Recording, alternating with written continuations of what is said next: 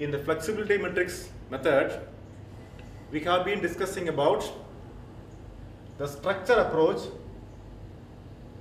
to formulate the flexibility matrix, the displacement vector and solution. In the previous section, we have discussed about a two-span continuous beam, how to find out the how to actually locate the structure coordinates and how to finally find out the bending moment and draw the bending moment diagram in that. Now here in this section we will take up an example of a plain truss, a simple plain truss like this. We need to find out the forces in all the members. That is the analysis task in this case. So essentially we have this equation to be solved, that is on the board. Delta in this case would be the displacements corresponding to the structure coordinates over here. The final displacements corresponding to structure coordinates. Delta L will be the displacements corresponding to the structure coordinates due to the externally applied forces in a release structure, and delta R will be the displacements corresponding to the structure coordinates due to the unknown forces chosen in the structure. And we solve for the unknown forces finally using this equation. So to start with, let us have a problem like this.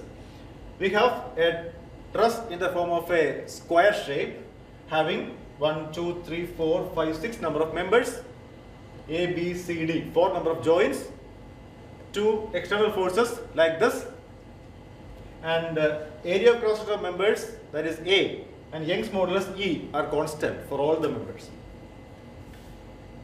Now, to start with, we need to find out the degree of static indeterminacy of the structure, that is ds. ds will be equal to the number of members plus number of reactions minus number of equations. M number of members, R number of reactions, and J number of joints equal to, there are 6 members, there are 2 plus 2, 4 reactions and 4 joints. So this is 10 minus 8 equal to 2. We can identify the 2 number of unknowns in this problem as the force in one of these diagonal members. Let us choose, say, this member, the member AC. The force in AC is chosen as an unknown force, and the reaction in one of these supports, say the horizontal reaction at this support, is also chosen as the unknown. So this is a release structure. If you remove this member and the reaction from here, this structure will become a release structure. So on that I have shown the structure coordinates. So 1 corresponds to the force in this member and 2 corresponds to the reaction horizontal at this joint. They are the structure coordinates. Now we have to develop the matrices delta, delta L and this delta, flexibility matrix. Delta will contain zeros because support settlement is not given in this, so we can choose zeros as the values of elements in delta.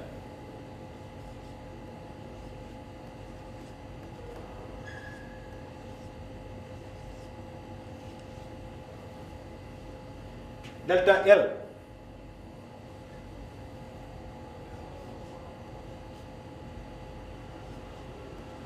that contains delta L1 and delta L2.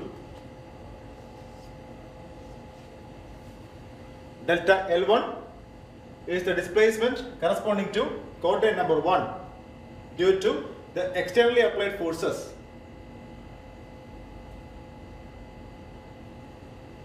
In the release structure. So here I have shown the release structure with external forces, and we can find out the displacements corresponding to this coordinate and this coordinate using the unit load method.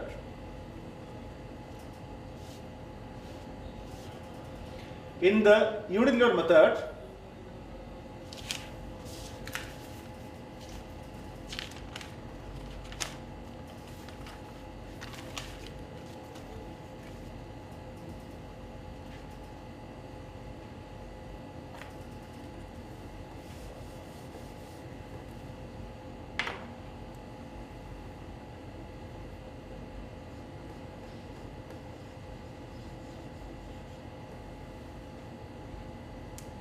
say for every member like AB, BC, CD, etc. AB, BC, CD, say AD, member AC, and member BD. We can find out the force, let us say F prime, corresponding to the externally applied forces. We can find out,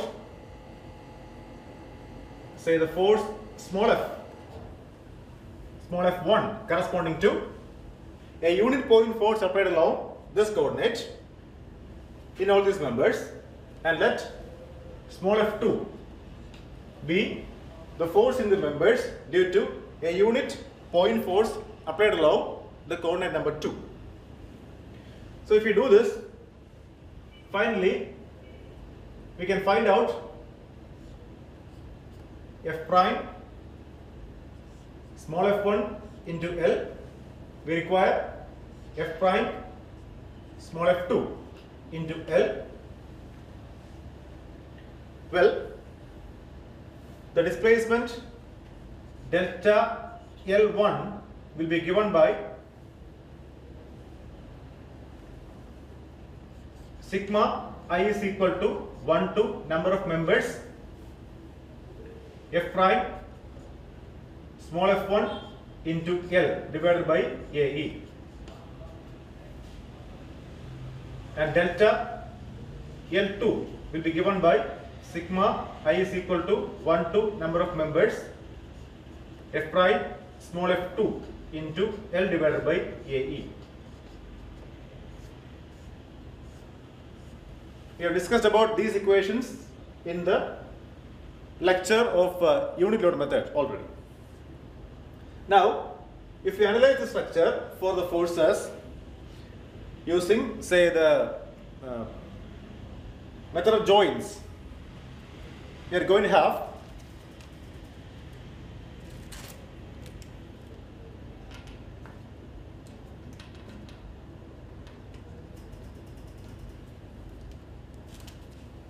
the reactions. First of all, this reaction will be 10 kN, this reaction will be 10 kN from the equations of equilibrium. This reaction will be 0, the particular reaction here is going to be equal to 0, and further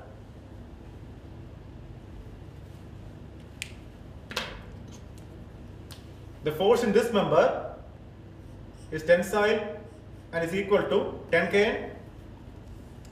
The force in this member will be 0. The force in this member will be 10 kN. The force in this member is 0, and the force in this member will be 14.14. You can find out these forces using the method of joints.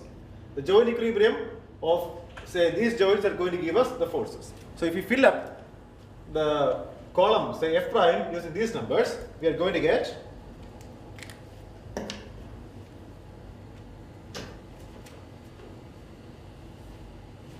ten, 0, 10,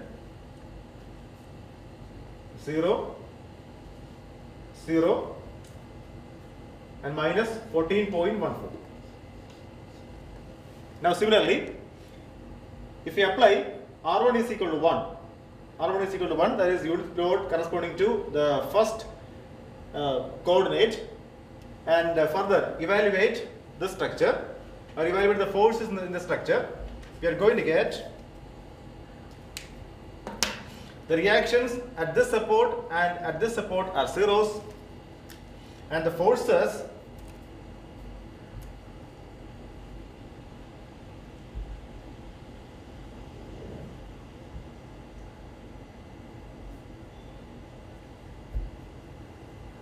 this force would be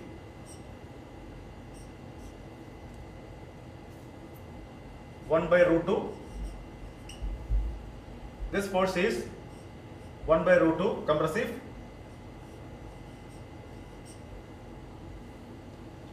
This is again 1 by root 2 compressive. Again we have 1 by root 2 here compressive. And the force in this member is going to be tensile and equal to unit 1. You can fill up the second column using this.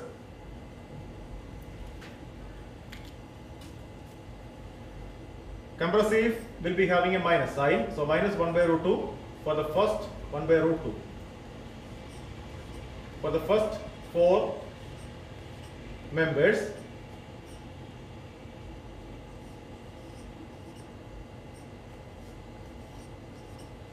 and 1 for the last 2 members. Tensile. These 2 are tensile forces, these 4 are compressive forces. Now further, when we apply a unit force corresponding to the second coordinate over here, we are going to get this figure, and if we evaluate the forces in the members, in this case, we are going to get the reaction here equal to unity. The vertical reactions at these 2 supports are zeros, and the force in this member will be tensile and unity,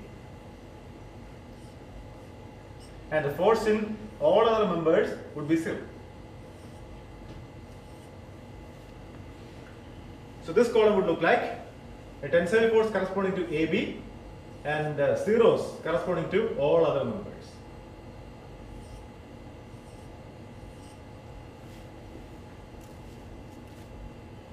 Now,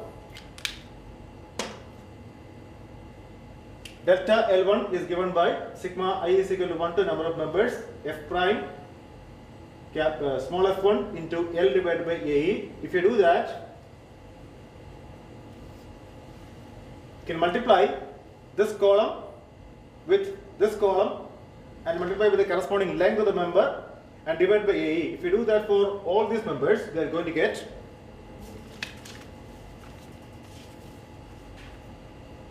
this term as minus 14.14. Here we have 0. This is minus 14.14. 0 here, 0 here, and minus 40. So this will be minus 68.28. Similarly, to find out delta L2, we can do same operation, F prime into F2 divided into L divided by AE. So without AE, we can fill up the column to look like 20 here and 0 everywhere else. So sum will be 20. So this is now minus 68.28 divided by AE, and this is 20 divided by AE. Now, the flexibility matrix coefficients delta 11 will be defined as sigma I is equal to 1 to number of members small f1 square into L divided by AE.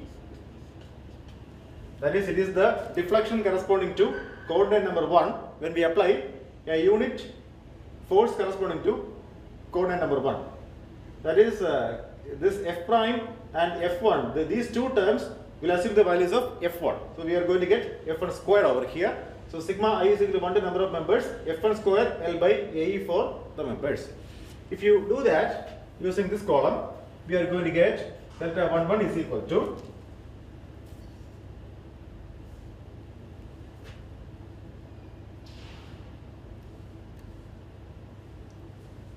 9.658 divided by AE. Delta 12 or delta 21 will be equal to sigma I is equal to 1 to number of members small f1 small f2 L divided by AE, and that will be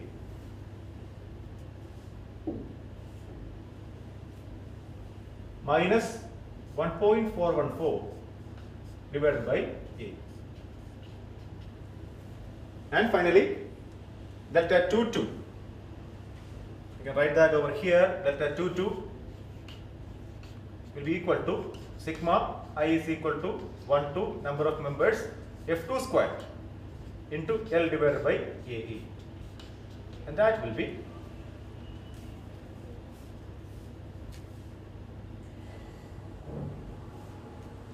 2 divided by A.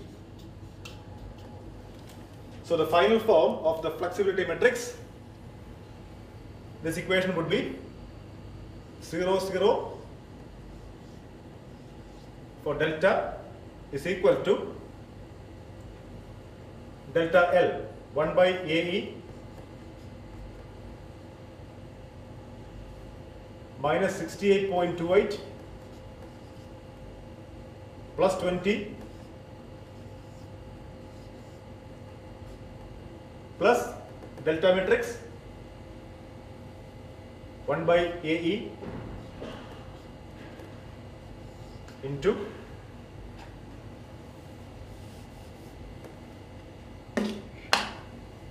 (9.658) minus 1.414 minus 1.414 and 2.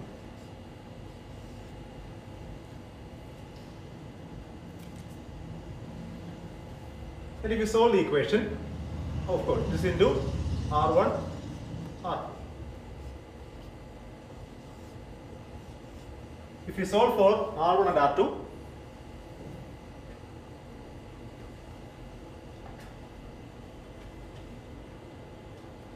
let me use this space for that.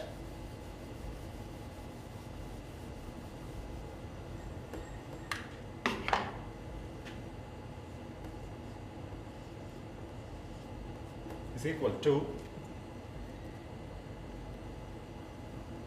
6.254 and minus 5.578. So having found out the values of R1 and R2, now we can find out the values of forces in all the members. Like the force in a member, say F, is equal to the force in the member due to externally applied forces in the release structure, that is F prime, so this column, plus small f1, the force in the member due to a unit point force applied along R1 into R1, plus force in a member due to unit point force applied along R2 into R2. If we do this for all the members, we are going to get the force in the members as, say, I can write that over here directly.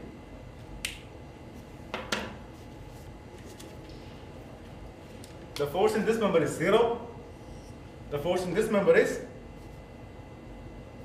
compressive and equal to 4.42.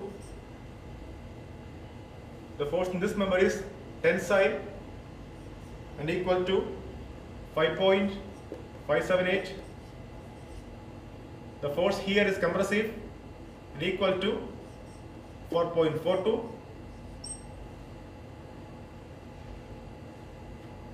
The force in this member is tensile and equal to 6.25.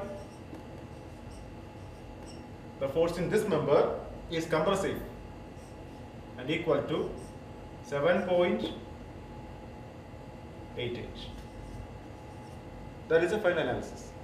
So, to find out the forces in all the members of a statically indeterminate truss, we have started with finding out the degree of static indeterminacy, and we have removed that many number of forces from this.